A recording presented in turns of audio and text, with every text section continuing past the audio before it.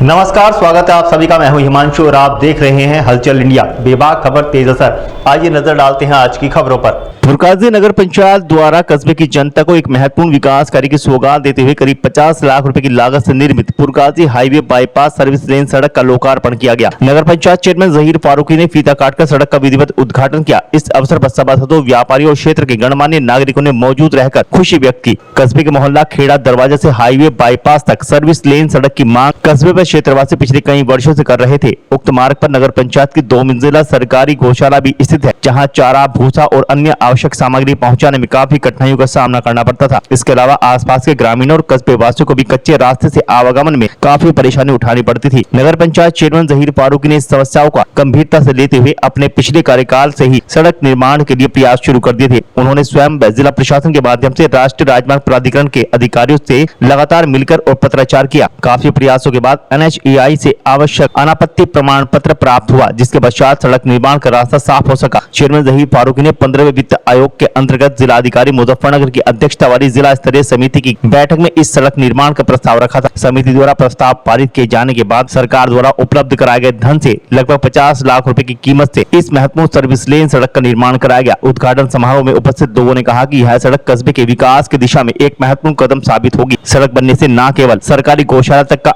आवागमन सुगम होगा, बल्कि स्थानीय नागरिकों, किसानों, व्यापारियों और राहगीरों को भी बड़ी राहत मिलेगी। लंबे समय से चली आ रही इस मांग के पूरा होने पर क्षेत्रवासियों ने नगर पंचायत चेयरमैन जहीर फारूकी एडवोकेट का आभार व्यक्त किया। इस अवसर पर निर्दोष शाह आलम गौड़, संदीप गोयल, निसार मेंबर, विकसित मेंबर, इफ्तिकार और फलाला मेंबर, नदीम मेंबर, हाजी रईस, अफजाल गौड़, तनवीर आलम, हाफिज मोहसिन, आदिल फरीदी, इरशाद फरीदी, नौशाद फरीदी, मोहम्मद साजिद, अफजल गौड़, हाजी रईस, गुलजार खान सहित नगर पंचायत के समर काजमी, मोहम्मद हुजैफा, दीपक कुमार चौधरी, रविकांत आदि अनेक गणमान्य नागरिक व क्षेत्र के सम्मानित लोग मौजूद रहे। कार्यक्रम में वक्ताओं ने कहा कि नगर पंचायत फुरकाजी लगातार विकास कार्यों को गति दे रही है और जनता की मूलभूत सुविधाओं को बेहतर बनाने के लिए प्रतिबद्ध है। नई सर्विस लेन सड़क के निर्माण से क्षेत्र के विकास को नई दिशा मिलेगी तथा लोगों को सुरक्षित व सुगम यातायात सुविधा उपलब्ध हो सकेगी। नगर पंचायत फुरकाजी द्वारा केंद्रीय सरकार द्वारा जारी किए गए धन से जो 15 वित्त आयोग के तहत नगर पंचायतों को विकास कार्यों के लिए दिया जाता है,